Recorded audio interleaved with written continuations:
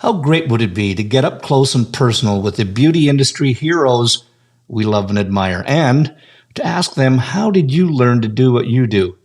I'm Chris Baran, a hairstylist and educator for 40 plus years, and I'm inviting all our heroes to chat and share the secrets of their success.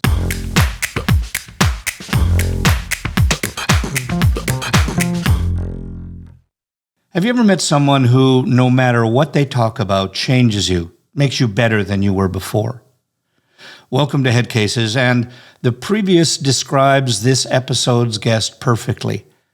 He is a top-ranked podcaster, well-renowned keynote speaker, and the creator of the Vibe Method. He came from humble beginnings as a $250 a week service provider, and he became a national celebrated entrepreneur. He's built a career around one core belief: people matter most. His hit show, The Vibe Podcast, has hosted Grammy winners, Super Bowl champions, innovators, CEOs, and everyday legends, and the conversation always leaves you different in the best possible way.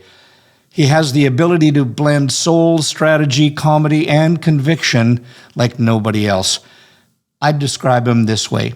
He shares how to use a go-giver brain with a go-giver heart. He can challenge your assumptions while making you laugh. He is humble yet convicted in his beliefs, which is all about relationships. So let's jump into this week's Headcase, Kelly Cardenas. Kelly Cardenas, I just want to say it's been 100 years. I've been following you for years and admiring you, and I just want to say welcome to Headcases, and it is absolutely a pleasure to have you on board. Well, right when you started talking, man, I took a drink of my water and we were just laughing. So I almost spit the water out onto my desk. I just want to let you know that, Chris. So it's an honor, man. Well, you know, as people that are on stage, and both of us who love humor so much, there would have been nothing I valued more than getting a spit take from anybody. And I just timed that one just so you do it right there too. So I just want to say welcome. It's a pleasure, bud. Oh, it's a pleasure, man. You're an absolute icon. And the fact that I get a chance, I mean, I grew up in the industry reading about you, watching you in magazines, watching you at shows, things like that, and aspiring. And the fact that I get to now call you my friend, it's surreal to me, man. Yeah. Well, you know, I don't know if you know James Alba, but he called me up the one day and he said he wanted to be on the podcast, and he said, "You're going to be my best friend, whether you like it or not." And so I say to you, be careful what you wish for.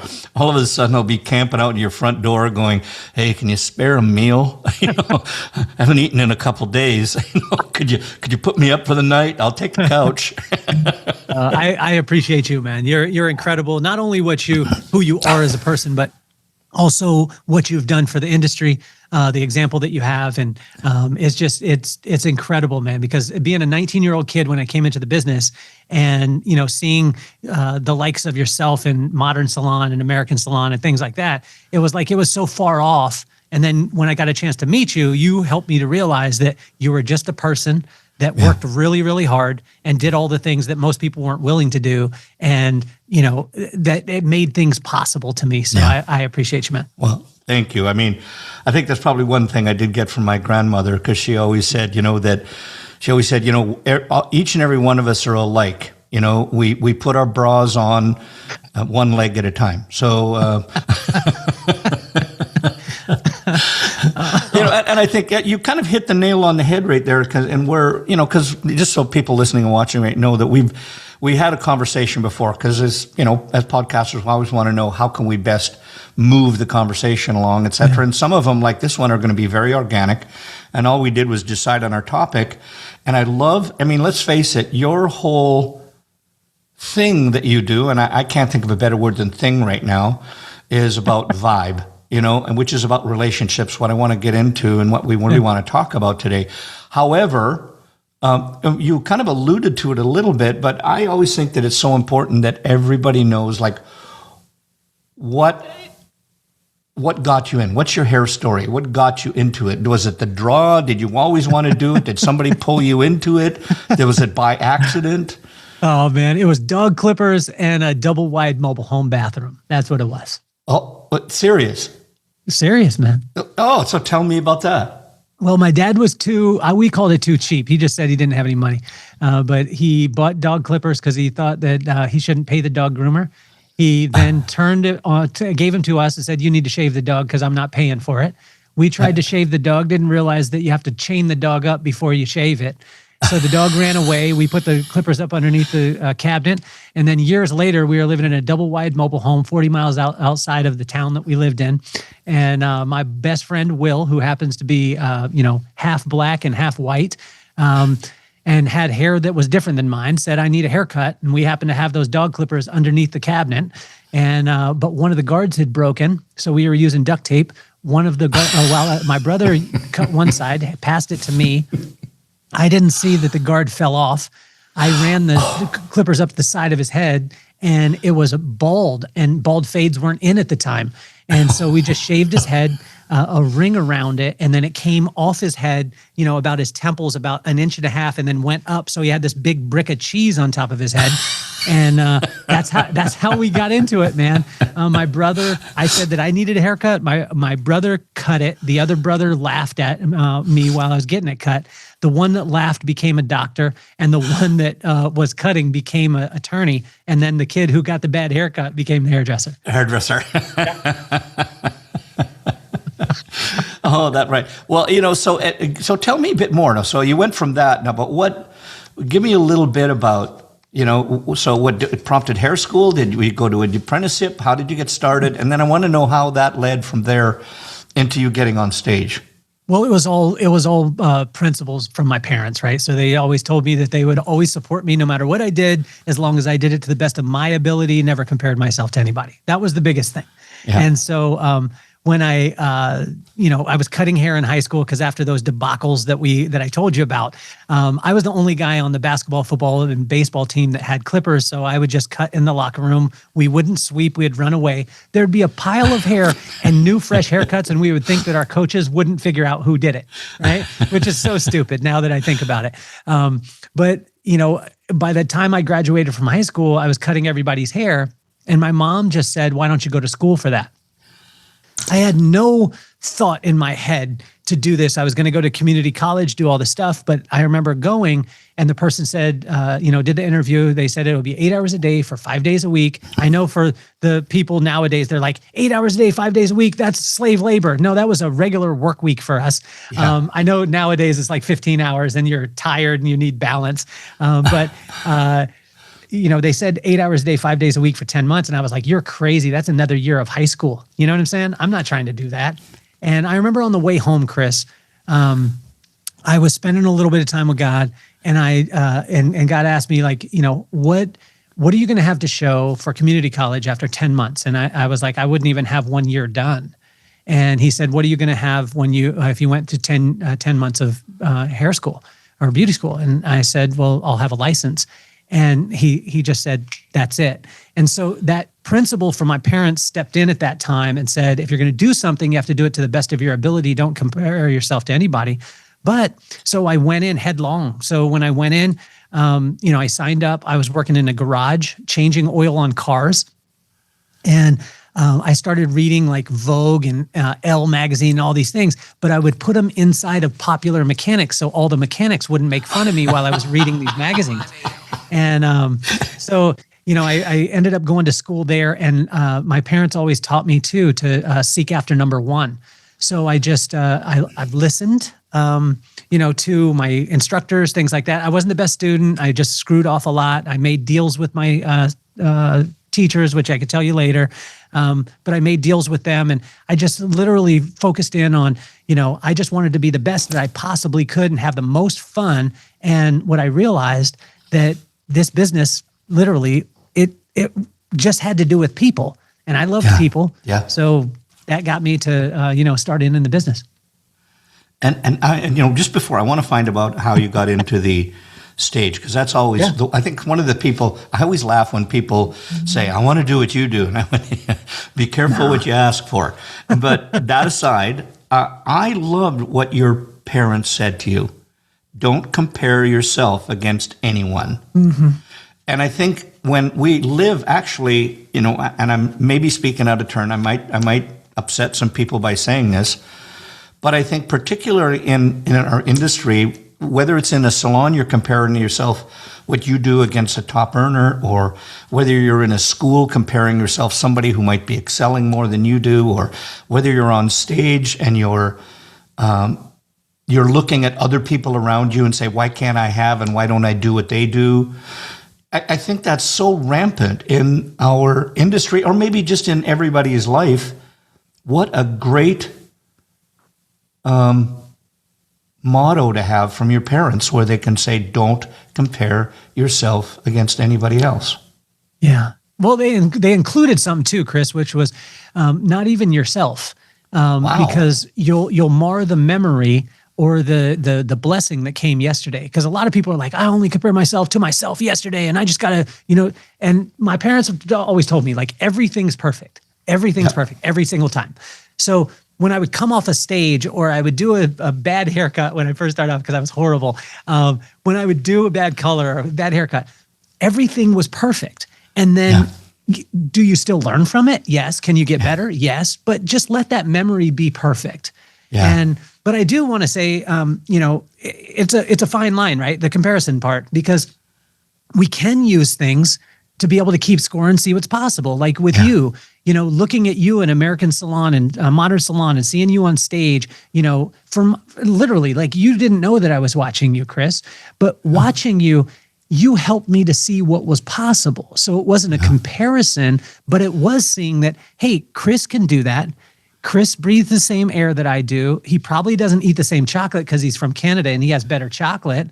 But outside of that, man, like, we're people, this is possible. So I would invite you and your listeners to make sure that don't compare yourself, but also, I mean, use it as like, wow, you know, this person went out and did it. You know, and so it broke the mold, and now it gives you permission. And I think that was the greatest thing that my parents ever did, was they gave me permission to simply try. Yeah. You know, I love what you were saying, because it's kind of, you know, a little veer to the right in here, but to your point of you watching somebody else and then saying it's possible. I can remember doing the same thing with my hair heroes, which was like Trevor Sorby and Anthony and Robert Lubetta. And when I hear so many people talking about being a creative, and that they would say, you just can't, you've got to just do something that's your work and your work only. And it's not that I beg to differ with them, but what I tell young kids that are coming out that want to go somewhere, and if you want to learn something, I compare it, and I don't play guitar. I can do like a really bad rendition of Camp Down Races. But when I found out really quickly that I couldn't do it, I just gave it up. But one thing I do know about hair, the one thing that I learned about being creative, is before you can be creative, you have to learn foundations. And to learn that, you might have to copy somebody. So when I got into avant-garde work, before I started creating what I felt was coming out, maybe not solely from my head, but from the background in my brain, that picture you would create that you wanted to do, I first of all copied what other people did. I remember some of the genius work that my hair heroes did, and what I did is I copied what they did. I didn't shoot it, but that's where I learned a lot of the fundamentals from. So I always tell people, if you want to get into something, whether it's a haircut, whether it's a color, whether you want to do avant-garde, if you copy something, you're going to start to learn the fundamentals of what it is.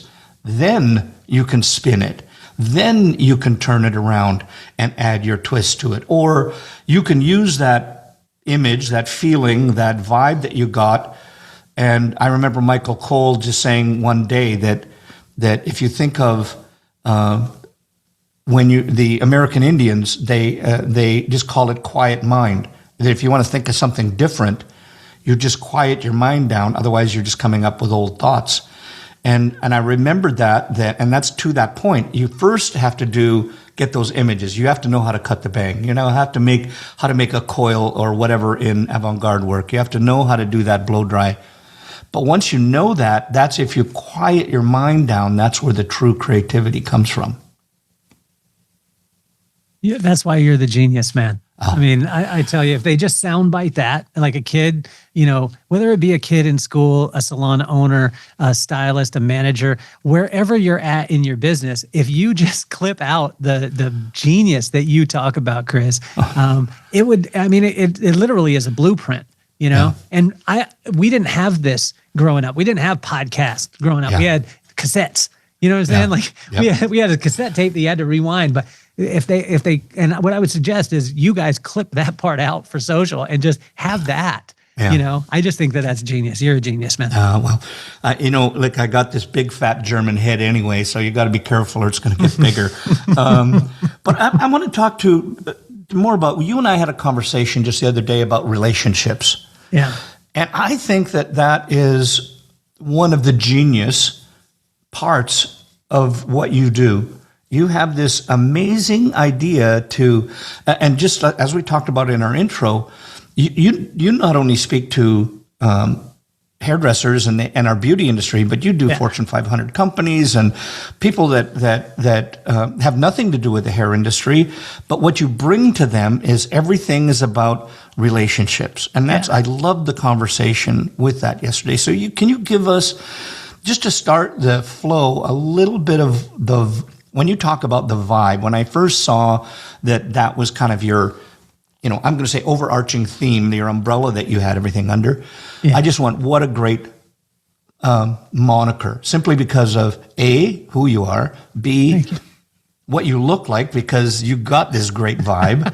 I mean, I feel like so much of a baby boomer that I am right now, especially since I've been growing my hair, that I look like I am just trying to relive the 80s that I was in. But you've got this really amazing vibe that you have.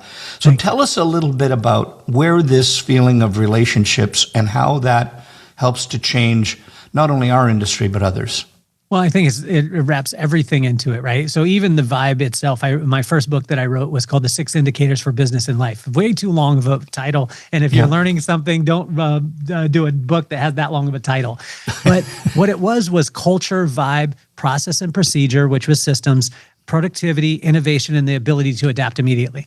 And I was talking with one of my friends. So this goes to the relationship part. His name is Paul Long. So he's a keynote speaker, one of the top in the world.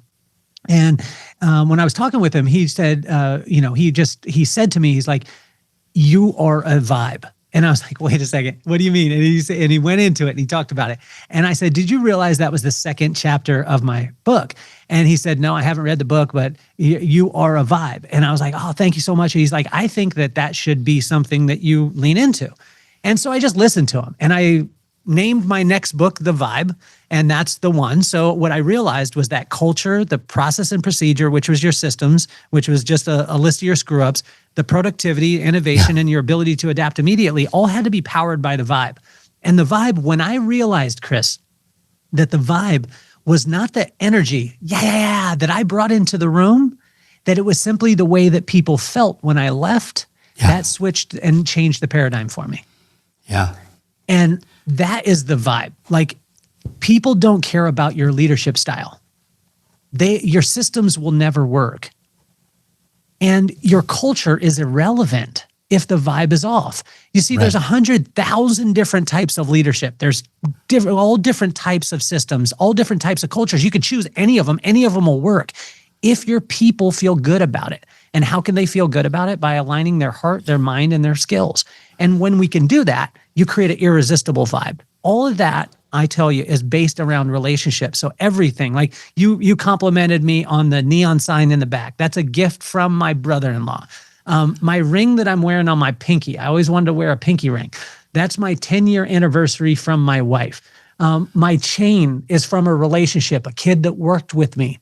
His name is Matt Scanlon. He worked in Chicago with me, and we hired him as an assistant as minimum wage. While he was cleaning the toilets, he would always tell me, I'm going to have a fashion line someday. And I said, yeah, just clean the toilets.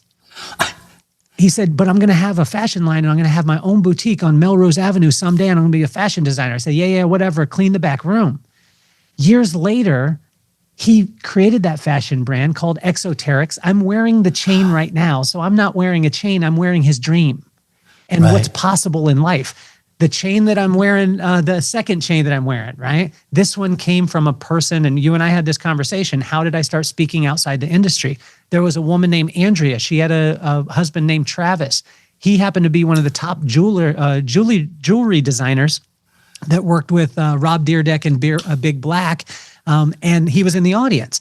And when he got done, he said, I liked what you talked about. Can I send you a gift? And this was the gift. Wow. And so every single thing that I have, from my cup to even this microphone, all given by friends and relationships. And those relationships create stories. And those relationships, what I found is that membership will give you privileges, but relationships grant you access to things that you could never even imagine.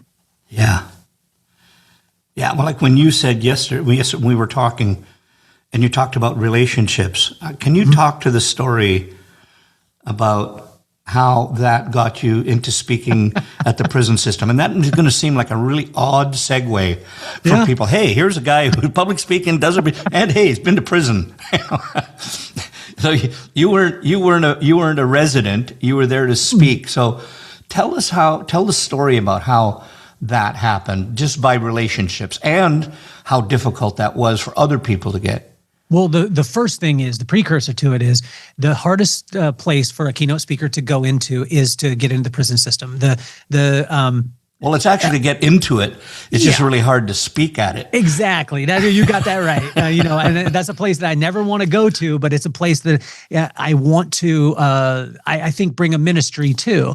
But it's one of the hardest. Like, all my friends who are in the keynote speaking space, they all are like, how did you get into I've been trying for years. There's this process and all these things.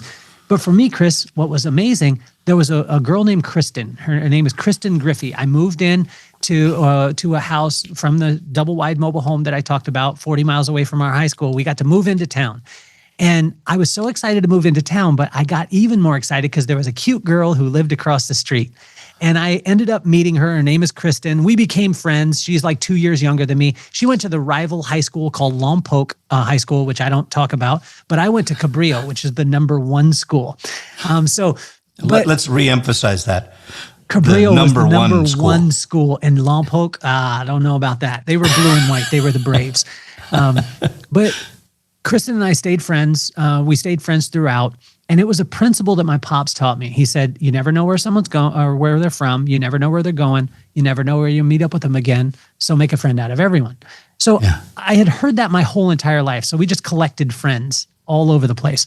Well, Kristen stayed my friend. About 20 years later, after I graduated, she reached out to me on Facebook and said, hey, I would love for you to come and speak to my leaders at my work. And I said, yes, because she's my friend.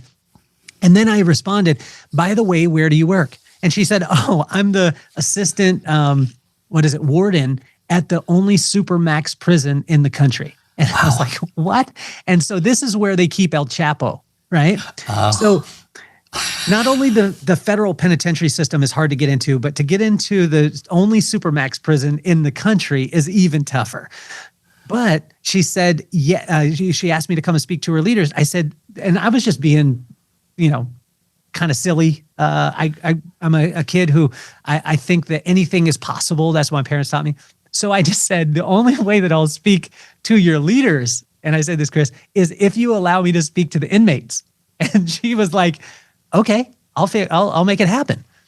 So it literally was just that. I didn't go through any process, no vetting, no nothing. Bang, it happens. And so I go in and I am literally like 10 feet from mass murderers, and there's no guards. There was two people, my friend who's, maybe 5'6", possibly maybe 5'6", no Great weapons. Bodyguard. No, but no weapons. They can't have weapons because if the inmates were able to get them, they could take the weapons. Yeah. So I'm delivering this message to the people, and I like to joke around, and I don't know if the jokes are going to hit. But they did. I was very, I was very fortunate in that. And what I spoke to them about is one day I was in church, and I was, we were doing worship, so I had my hands up, praising God. And then God said, put your hands on top of your head. And then he said, put your hands behind your back. And by the time I was done with the song, my hands were behind my back. Well, my dad was sitting next to me, my pop, and he was like, what did you get? And I said, what do you mean? He said, what did God tell you? Because I watched you. You went from hands up to hands on your head to hands behind your back. And what I realized at that time, what God showed me was that when you put your hands up, you surrender, right? When you put your hands on your head, you give it permission to search. And when you put your hands behind your back, you allow them to take you into custody. And that's what God told me. He said, first, you have to surrender to my will. Second, you need to allow me to search your character for anything that's contrary to my will in your life. And then when you put your hands behind your back, you allow me to take you into custody. And so when I spoke to the inmates, I said, you guys already have the blueprint for success in any area, and you've experienced it firsthand. You had to surrender. You had to put your hands on top of your head. You had to put your hands behind your back. But imagine if you just took out the law enforcement and you put in your purpose in life. Surrender to your purpose. Allow your purpose to search you. Allow your purpose to take you into custody, and you don't do anything outside that's not aligned with that purpose. And I tell you, I was so happy because that message hit, and they actually liked me. And now my book that I just released in March just got accepted into the federal penitentiary program from Texas all the way to California. And we're going to be doing a program that's going to be helping to rehabilitate prisoners. And this only happened, not because I'm a genius, not because I write great books, because I had a friend named Kristen when I was in high school that became a champion for me. So honestly, make a friend out of everyone. Yeah. Wow. Great story. I told you yesterday that I was an introvert. I don't know if somebody was telling me, hey, you can speak at a Supermax where El Chapo is. Do you want to do it? And I'd go, You would do great, man. I mean, you had the principles that you have. We talked about it yesterday. The principles that you have as a hairdresser, it transcends. And that's been the cool thing for me when I got outside the industry. And to tell you the honest God truth, here's a secret. Chris, I don't speak in the professional beauty industry that much. I don't. Yeah. Most of my work is outside. Yeah, but you will be speaking at one very soon. Yeah. Because you're going to be speaking for us at our spec conference. But I think the cool thing is, though, is I secretly use all the things that I learned as a hairdresser, and it blows people's mind. But they act like they think that I made it up. And I tell you, I learned from you. I learned by watching you on stage, like in New York, in Chicago, all these places that in Long Beach, when I'd see Chris Baran on stage doing his thing, I'm taking notes. And then I didn't know that years later, number one, you would be my friend, but then I would be able to use this in so many different industries. Yeah. And, I want you to talk to that, because I think there's so many people listening, and just in general, that don't think that they can make it. And I've always said, look, if Mary Barron's boy, Chris, can do whatever the hell that I've done, anybody can do it. I was, like I was saying, in school, I was in grade school, I was in the half of the class that made the top half possible. In beauty school, I share that in common. I didn't even necessarily I used to have fights with my previous girlfriend and make little boats out of the end papers and float them in the barbicide and watch them sink down to the bottom, which was what I felt my life was like.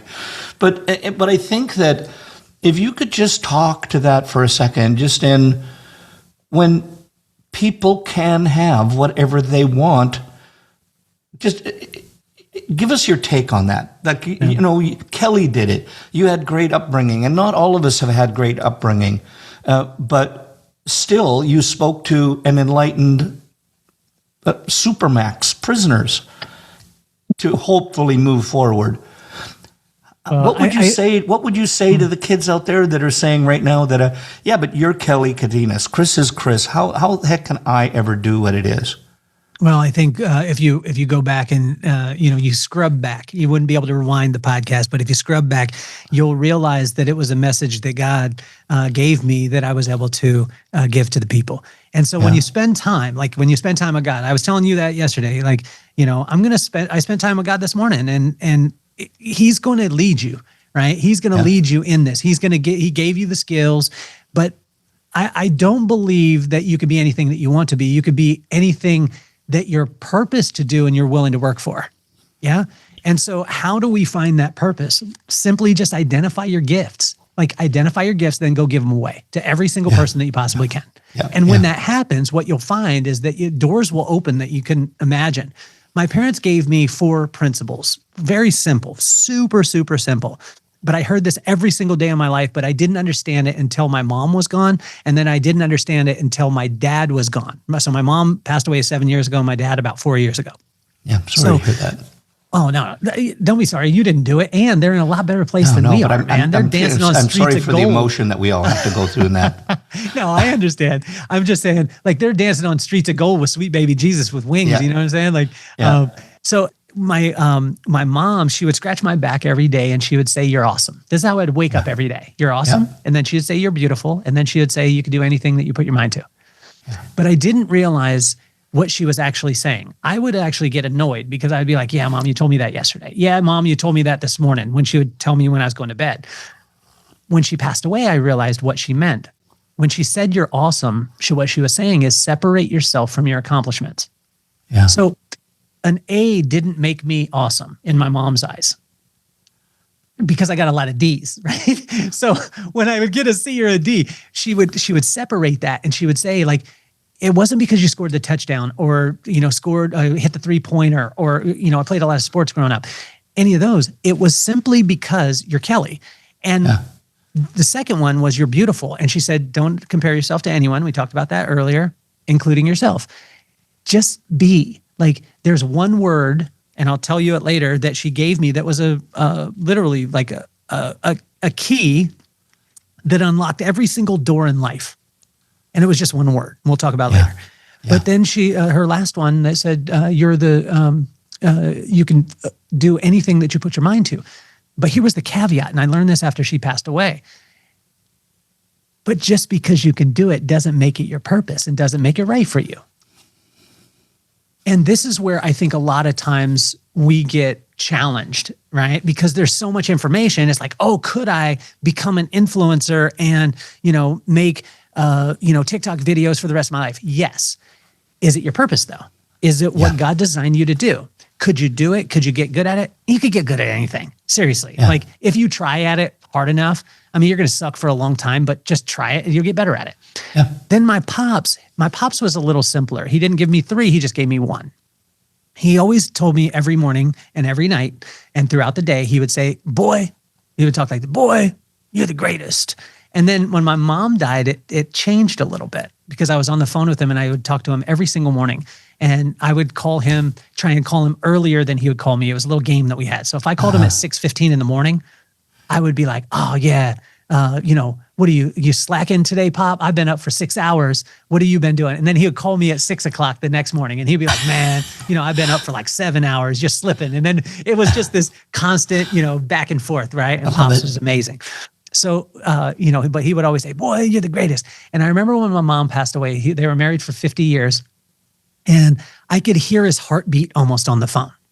And he said, "You're the greatest." And then he paused. And I could hear that heartbeat and I could hear this kind of sadness in his voice because his lady, his woman, 50 years, she had gone to heaven. And when he paused, he said something that literally, like it shifted everything for me. And he said, "Boy, you're the greatest." Paused and said, "So act accordingly." Wow. And it was like a punch in the face because for my whole life, I was like, "I'm the greatest, I'm the greatest, I'm the greatest." But then what he did is he said, "Boom, here's the responsibility. So act according to that greatness." And imagine if, Chris, every single one of your listeners understood that they were the greatest. And then they paused and they said, they acted according to that greatness every single day. The salon would change. The industry would change. Your reality would change. Your income would change. But sometimes first we don't know that we're the greatest. And then when we do, a lot of times we don't act according to it. And I hear that voice in my head every single day. "Thanks, Pops." Like a lot of times I didn't want to hear that second part, man. But that was the big part for them in growing up. And they literally, that gave me the wings. And I'm the youngest, I'm the baby in the family. So I think the world is about me.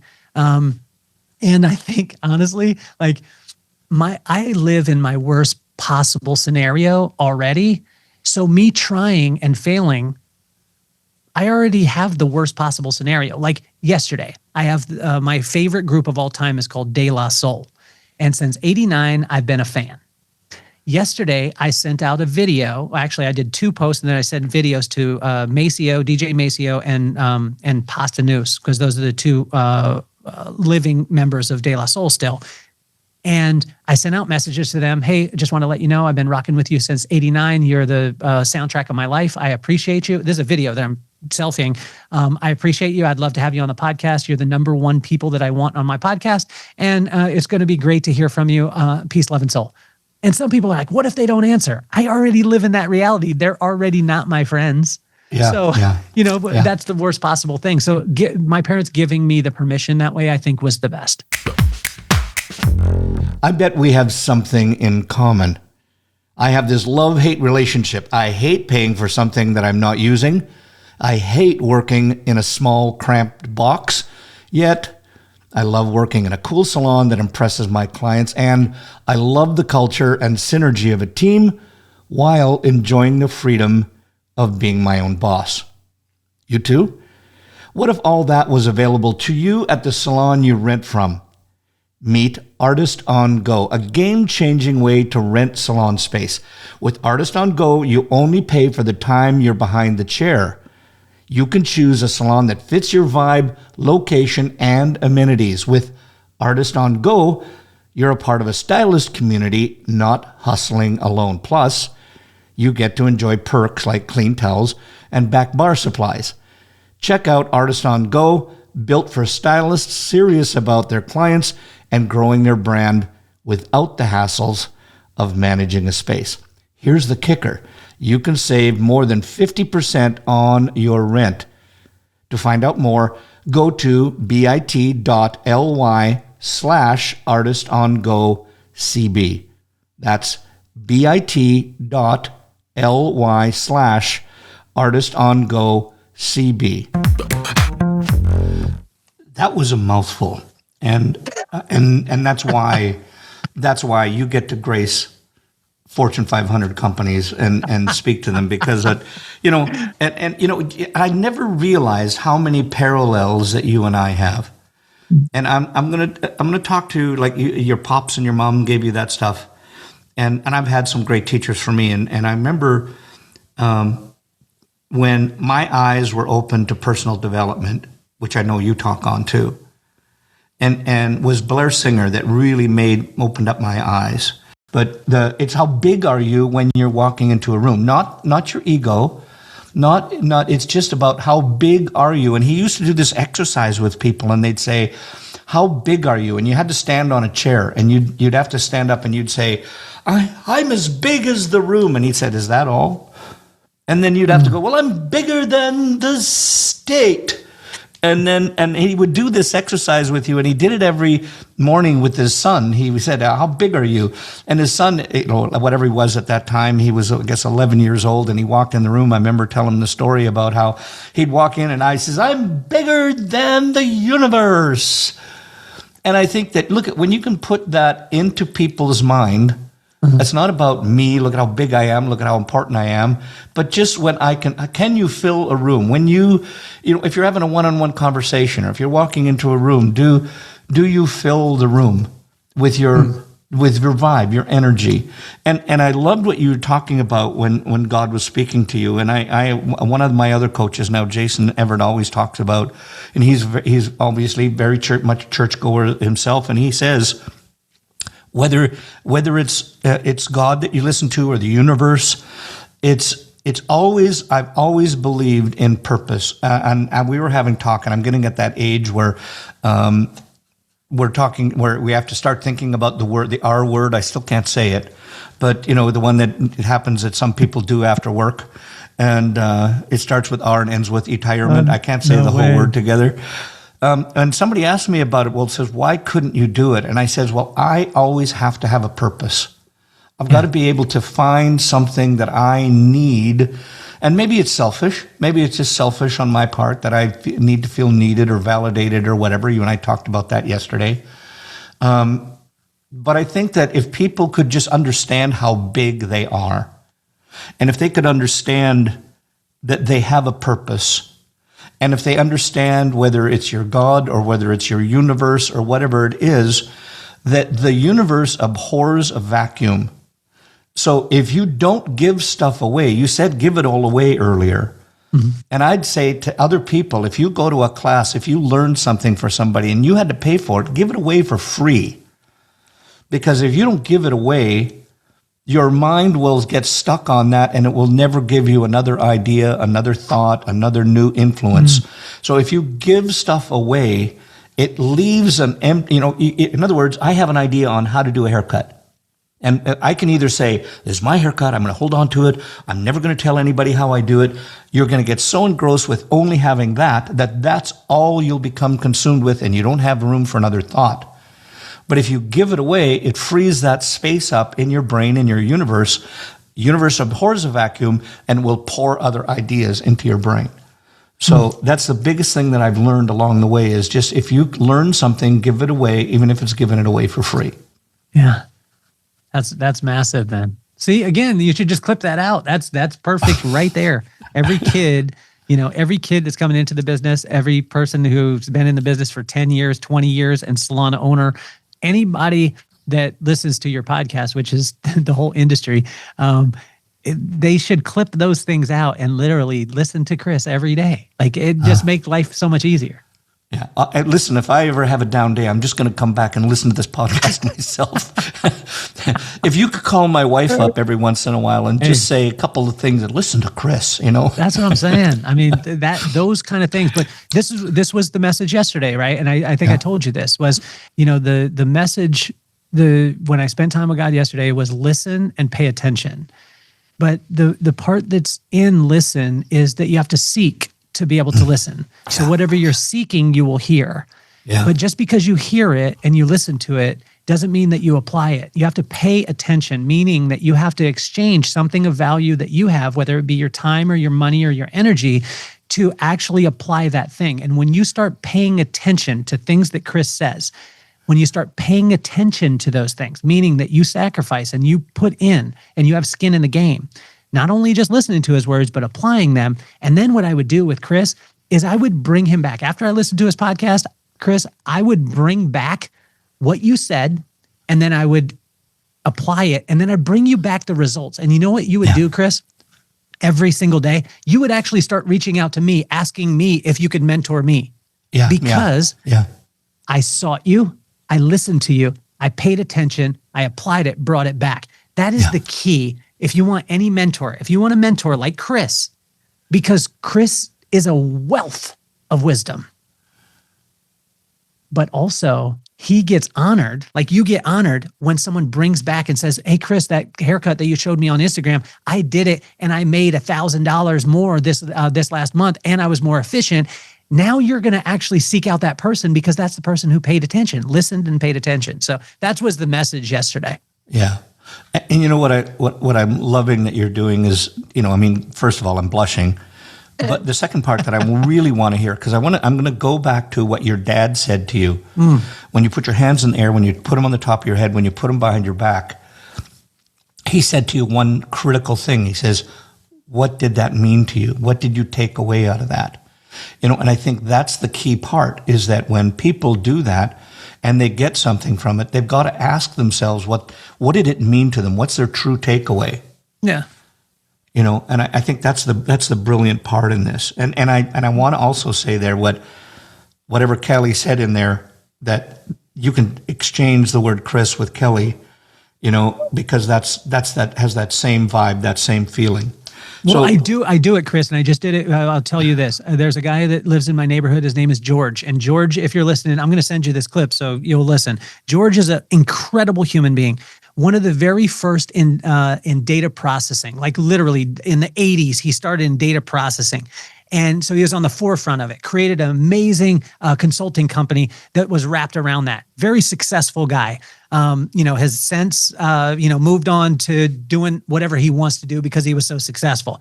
I have been doing consulting in my life. Well, I want to get better because he has more wisdom than me, more experience, all those things. So I said, hey, George, do you have 3 minutes and 28 seconds? I've got 2 questions for you. He responded with a laughing emoji, and he was like, 3 minutes and 28 seconds? What do you mean? And I said, no, I'll be done in 3 minutes and 28 seconds. I got 2 questions for you. Would you be willing to answer the question? He said, absolutely. I go over to his house. I ask him the 2 questions. I time it. And then we get done with our discussion, and I bring him back the results. When I brought him back the results, George the other day asked me, hey, Kelly, when's the next time we're going to do a time where we sit down? That's the way you get any mentor in life. Yeah. But you got to ask very specific questions. You got to put a time frame on it, generally make it a weird time frame, and then bring them, listen to it, apply it, no matter what they said, and then bring them back the results. And I tell you, you will open doors that will be unreal. Yeah. And I'm hesitating here because I'm writing notes because this is good stuff. Because I think that's, you hit the nail on the head there, because if you don't prove to your mentor that you're doing something with it, then it becomes a waste of their time and yours. Yeah. And mentors, people that have made it through success and they've walked the dark side of the street. I just say that meaning they've screwed up more than you have as the mentor or as the mentee, if that is in fact a word. If you don't show them the results, then it's just a waste of time.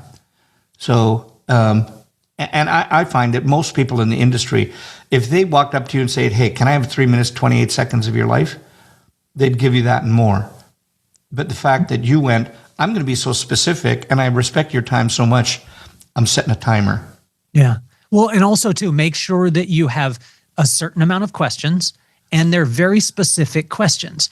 So if you want a mentor, this is not the way to get it. Can I pick your brain? No, it doesn't sound like it feels good. I don't like that. It feels weird. And that's it's so vague. But once you get into the specific part, it's like when you call someone's name. Like if I said George to you, you wouldn't answer. The only time you answer is when I say your name. And that's because it's very specific and it's catered to you, Chris. So when I say, Chris, can I have 2 minutes and 24 seconds? I just did this morning. Arrested Development, the band, they have one of the top 500 songs in the world ever in Tennessee. Tennessee was one of the top 500 songs in the world. Well, the guitarist who's been the guitarist for 20 years. His name is JJ Boogie. He was just on my podcast. Now he's one of my friends. I forced him to be that for the rest of his life. And I did this morning before we got on the podcast. I reached out to him. I had some challenges with my studio with sound. And I said, hey, JJ, can I call you for 1 minute and 27 seconds? I've got one question about sound. You know how he responded? Absolutely. Yeah. You can have access to whoever you want. And what I would suggest is find mentors outside the industry because they will teach you things like study the hospitality industry. I studied, you know who Isadore Sharp is? Do you know who that is? No, I don't. Isadore Sharp was the founder of the Four Seasons. He's the godfather of hospitality. Now, I've never got a chance to meet him, but I read his book. And then we patterned our salon, not after the salon down the street when we had them. We patterned it after the Four Seasons because I wanted the Four Seasons guest to be in my spot. Yeah. I think sometimes we study too much of our own stuff and then we just regurgitate the same stuff over and over again. Go study the restaurant industry. Go study, Michael Mina is a huge inspiration to me. And I utilize things from them with the Four Seasons. The Four Seasons, I don't know if you probably know this, Chris, but at the Four Seasons, when you go to dinner there, if you're wearing black, they give you a black napkin. So you don't get lint on your clothes. These little details are things that a Four Seasons client is looking for when they come into your salon. You know what else they do? When they serve you iced tea, they serve you iced tea with iced tea ice cubes. So as it melts, it doesn't water down your iced tea. Wow. But I would only learn that by studying things that are outside of my industry. I learned about the music in the hospitality industry, or even in the restaurant industry. My friend Patrick Humour, who is the partner with Michael Mina, one of the top celebrity chefs in the world, what he taught me about music was this. Most salons choose music based off of the way that the team feels and what they like. What he taught me was music needs to be non-lyrical, non-recognizable. That way it doesn't evoke a positive or negative emotion to anyone walking in the place. And let me tell you why. I had a woman come in when we first opened our very first salon. Woman sits down.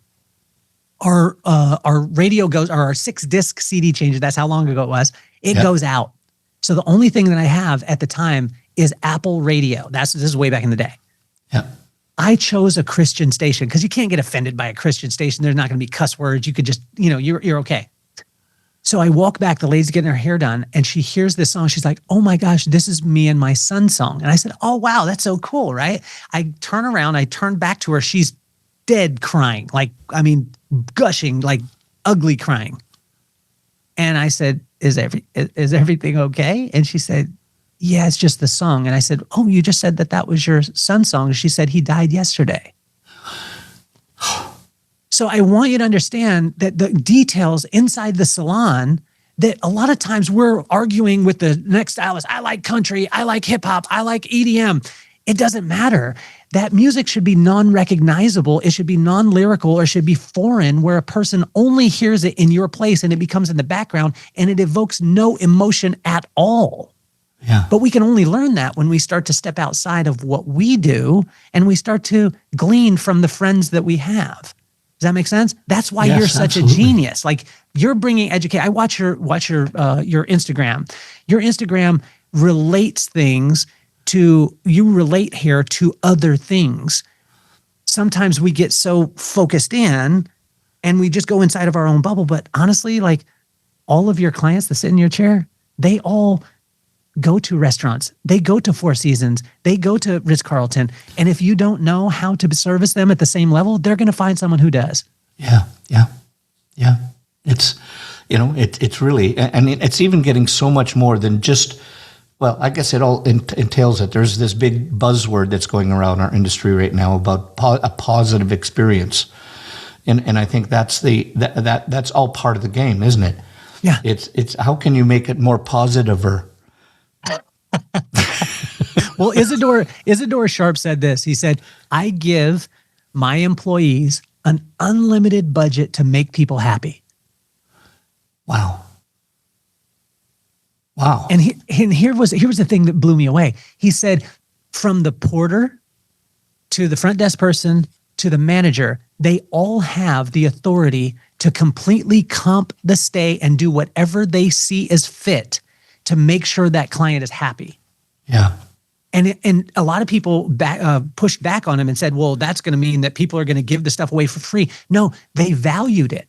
No one was doing it, but they knew they had the power to do it. Have you given your people the power to be able to innovate, the freedom to be able to innovate and say, this system that we have that's nothing more than a list of our screw-ups, have you given them the freedom to switch it if it doesn't work anymore?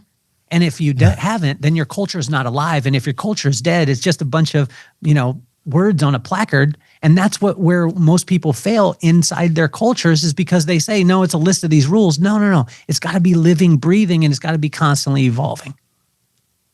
Amazing. It's so, what I love about that, because I think in our industry, we're all visual, we're all creatives. And it's so, what your message there was and what his message was is so anti-corporate. Because anti-corporate's budget, everything's budget. It's all, how does this match the numbers? Accountability to numbers.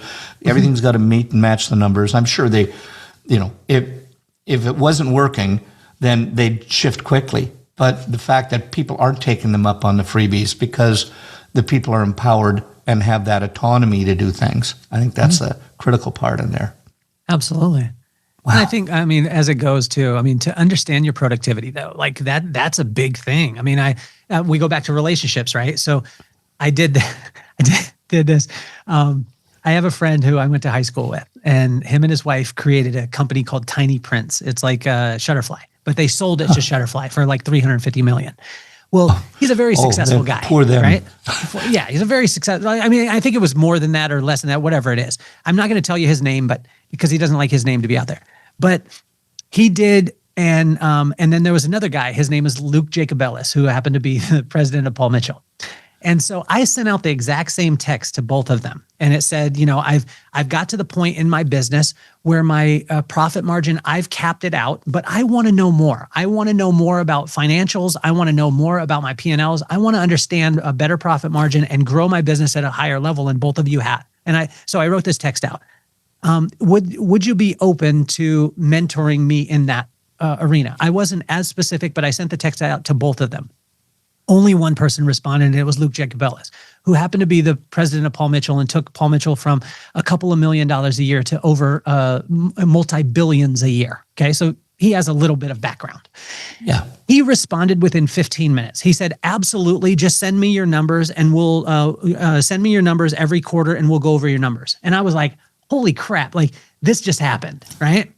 So you shouldn't look a gift horse in the mouth, but I did, Chris. And I don't even know if that's why they said that thing. I think it's because the teeth. That's the reason why. But I shouldn't have done this, but I did. I reached back out and I was like, Luke, you are like the man. Why would you respond to me? You got so many people reaching out to you. His response was like that. And you know what it was? I responded because no one's ever asked me that. Wow. And then he sat with me for 2 years. Every quarter, I sent him my P&Ls and he would ask me questions. And I got mentorship from the president of Paul Mitchell. And at the time we had 4 locations or 5 locations. He took our profit margin. Now the national average, as you know, is anywhere from 4 to 6%. So let's call it 5% in the salon. That's the national average of profit margin. Ours was higher because we were, very strict and militant in our culture. But he took us to 25 to 28% profit. That's 5 times the national average because he spent time with me. And he only spent time with me because I asked. And so this was unbelievable. Like when I sent back the numbers to him and I said, we hit 28%. There was a couple of times where we hit over 30. And 30% in the salon, when you and I are talking, I'm seeing your reaction right now. I'm watching your reaction. That's not common. But it happened. Unheard of. It's unheard of. And it was sustainable, and we sustained it. And it was unbelievable. Like it was so incredible, but it was because of a friend. Luke Jacobellis, still to this day, is my friend. I met him because, I worked with Paul Mitchell for years, but I met him at a show and I didn't know who he was. And he's standing off to the side. He's a really cool guy. And he's like, he walks over and someone said, Luke. And I was like, hey, Luke, what up? And I high-fived him. I was like bro hugging him and stuff. I didn't even know who he was. And I said, Luke, you're the man. And then he just kind of laughed. He's a very, chill guy. And then we got kind of comfortable and probably too comfortable got too comfortable. I was like, oh, Luke, you're the shit. And he just kind of looked at me and then he high-fived. And then like 5 minutes later,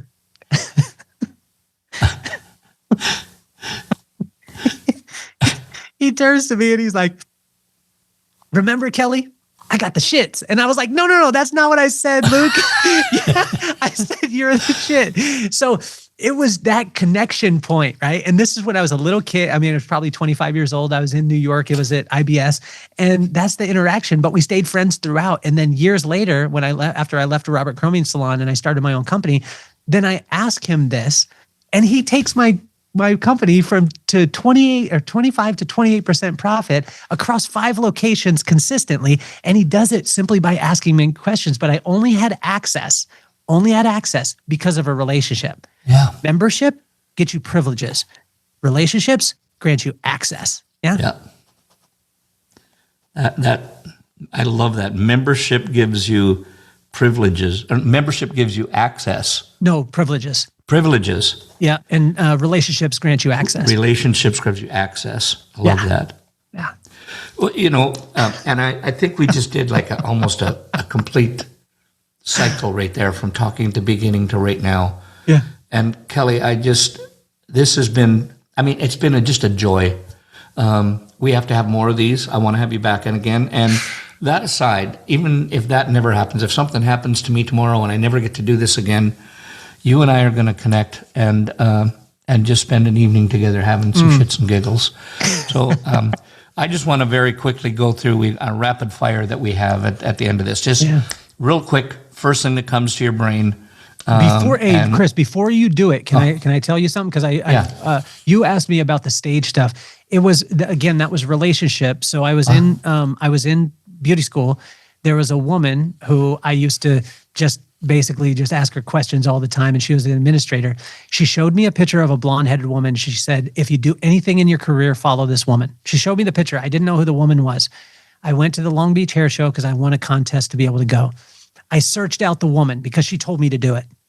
I searched her out. That blonde-headed woman had a guy on stage that was talking about everybody else, and he never talked about himself, and he was super charismatic, and it was incredible. But I kept following the woman. But I really got attracted to what the guy was doing. He was amazing. That woman turned out to be Jean Bra. That guy turned out to be Robert Cromines. And that guy later on became my boss after me chasing after him for 2.5 years, going everywhere in the country, sitting in the front row, passing him my card and telling him my name is Kelly Cardenas. He relented and gave me a job. When I got that job, which was, I took a $62,000 pay cut to take that job and move across the country to work with him for less than minimum wage, which was $5 an hour at the time. I didn't realize it. But when we were on the second floor and when I took the job, my first day of work, he said, "Can you pop down below to the distributorship because we need some product?" I popped down and the blonde-headed woman, Jean Bra, was on the bottom floor in with her distributorship called Mainline.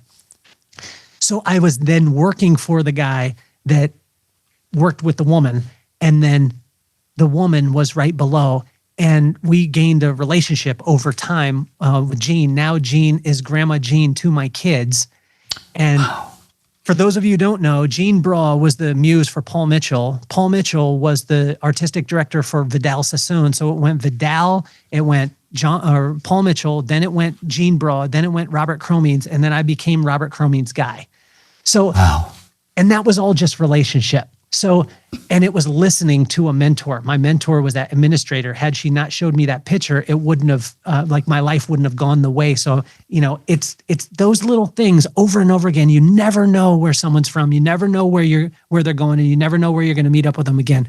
Make friends out of everyone. And I'm glad that you're my friend, Chris. Yeah, well, that is mutual. And I'm going to ask can I ask a huge favor? Can you ask Grandma Jean if she would come on our podcast? 100%. I'll call her right when we're done. Yeah. Yeah. That would be, because she's been one of my hair heroes for the years, and what she did for the industry. Oh my God. And unbelievable. She's got a cause right now. And, can I tell you a quick story about her? Yeah. Okay. So when I came to work with Robert, I was already associate for Paul Mitchell. I had got certified, but when I came to work with him, everyone thought that I was just Robert's boy, and that's the reason why I was getting to work with Paul Mitchell at the time. So Robert said, "You need to go back through the associate program," even though I had already certified for it, just to show all the people that you're not just getting nepotism because you're my guy. Yeah. So I went through it, and it happened to be at Jean's mainline distributorship. Well, they asked to give, I had to stand up and give a presentation. And you had to give a presentation based off of the things that you were reading or whatever it was. Well, at the time, the only thing that I was reading was the Bible. I was just reading Proverbs every day, right? I started that practice about 30 years ago. So I made some references to Proverbs and, made some references like Moses and stuff like that, metaphorically. Jean snatched my tail, pulled me in her office, and she said, "You cannot talk about that, blah, blah, blah." And she went at me really, really hard. And I was freaked out. This is this is the most iconic woman in the world. And she's telling me this. I was freaked out. And she was like, "You can't talk about God. You can't, blah, blah." And I was like, okay, whatever. Okay. She was involved in a lot of stuff, crystals, new age stuff, all the things at the time. And that's the reason why it offended her. And I was like, I didn't mean to offend you.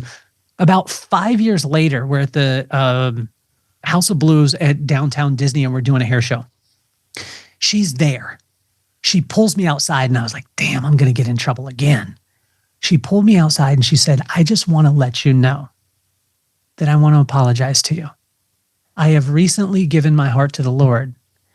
And that conversation that we had caused a lot of conviction in my heart for the things that I was doing. And now I'm a believer and I understand why you were talking about what you're talking about. And you exposed me to something that gave me a completely new look on life. Wow. And it created a relationship with her and I, and her and her husband do a lot of great work, and they work with their church. And what's crazy is one of the ladies from her church came in. Well, they don't know who Jean is, like really, really who Jean is.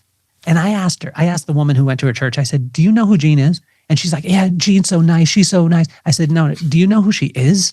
And she's like, oh, she's amazing. She actually operates the video camera at our church. I was like, do you understand how much your church would have to pay for one of the greatest artists of all time? And she's like, well, what do you mean? And I was like, and so I sat down and I told her, but the woman still didn't get it. And Jean is existing in the community right now. And she doesn't talk about all the things in the iconic part. So for you having her on the podcast, honestly, like it's going to be fire. I'll make sure that it happens. Yeah. You know what might even be interesting is if we could gather some of the people whose life she affected and have her on, and then have other people like yourself come on and pay homage to her. I think that would be, would you help me organize that? 100%, man. I mean, like literally, like my whole existence, in the professional beauty industry is because of her. Like, yeah. And the fact that my kids don't even know, they don't know the iconic status of Jean. They just know Grandma Jean. So my son, he was having a really big challenge with his hip. Well, her husband is one of the top orthopedic surgeons in the world. And I called Grandma Jean and I said, can Grandpa Dean just talk to him or whatever? We went, and you can't get to Grandpa Dean. Like, you can't get to this guy.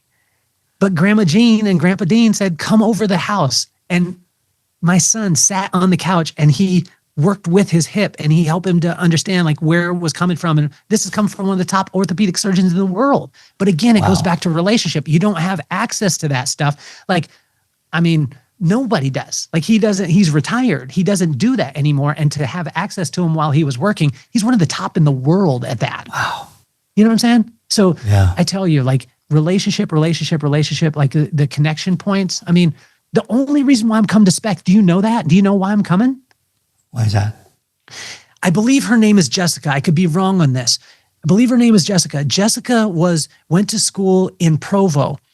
In Provo, in the early 2000s, I volunteered to speak at Paul Mitchell schools. Everyone told me it was career suicide because I was just volunteering my time. I volunteered my time, Chris, for 11 years, doing 20 to 25 schools a year that I would just volunteer my time. After that 11 years, Wynn called me and said, there's 20 people that got chosen to be able to get paid to go into Paul Mitchell schools, and you're one of them.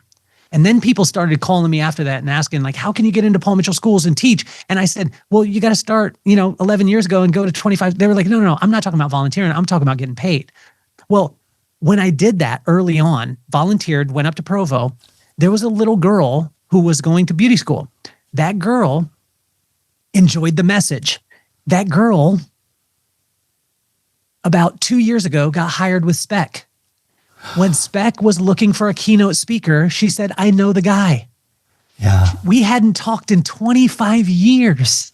Wow. On my 50th birthday, no lie, on my 50th birthday, I'm in Hawaii celebrating my 50th birthday. That's when I got the email from you guys to say, we would like you to come and speak. But see, at that time, like, that wouldn't have happened. Right. Had it not been for her. And she's going to be in the audience at Spec. This whole thing, imagine this. There was a seed of relationship planted 25 years ago, and it took 25 years to sprout. Wow. You never know. You never know. And you and I get to reunite because I'm coming to Spec, but that's because of a relationship that happened 25 years ago. Amazing. You know what? This is way better than any rapid fire that I could have done. Let's do the rapid fire, man. Let's do the rapid fire. I'm down. I want to save that. I'm going to have you back again, and I'm going to save that again. And because I want to talk more about this, because I think that your message needs to be even, there's so much you have that we need to chat more about. If it's not Jessica, ask Anthony, because ask her or ask him. I believe it's Jessica. I believe. I'm going to write that down on my notes here. I'm almost positive, but if it's not, I apologize to her because I want to honor you. Because here's the thing, though, what God was doing in those 25 years. Number one, I was working with the Robert Cromie Salon at that time. And then I built through Robert Cromie Salon. Then I built my own company. And then 6 years ago, when my wife asked me on a dog walk, what do you want to do when you grow up? I said, I just want to do the podcast and I want to I just want to speak. Chris, I told you yesterday, I didn't take my audience. So I didn't tell anyone in the professional beauty industry that what I was doing. I just went cold and I went like no one could find me. And I went into an industry where no one knew what I was doing. But it was the preparation. So when Spec hired me, they didn't hire me as Kelly the hairdresser that owns salons. They hired me as Kelly the keynote speaker that honestly speaks in all other industries pretty much except the professional beauty industry right now. That preparation had to sit. Yeah. It had to sit. And it was perfect. I mean, 25. Imagine if a person texted you today or you texted someone and they didn't respond for 3 days. You'd be like, man, I can't believe it. But imagine if you texted them today and they didn't respond for 25 years. That's what happened with this situation. Yeah. And that's how God blesses things, but we don't know all the things. But what I want to encourage you is that he's working on your behalf. Like even when you can't see it, even when you're in the darkest times and you're in the valley, he's working on your behalf and he is working on building relationships around you that will bless you unimaginably. So make friends as much as you can. And be a good peeps. That's really critical, being a good person.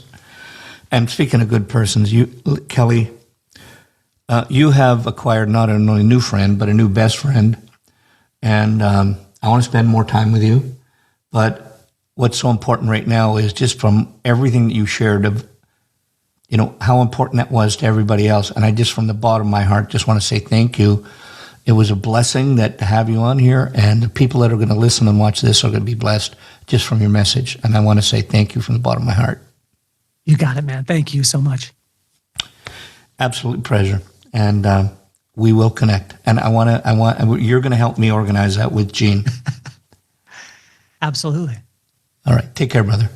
Thank you. Thanks again for watching this episode, and if you liked what you heard, remember to smash that like or follow button, depending on your preferred platform. And make sure to share it with anyone you know that might be a fellow Headcase.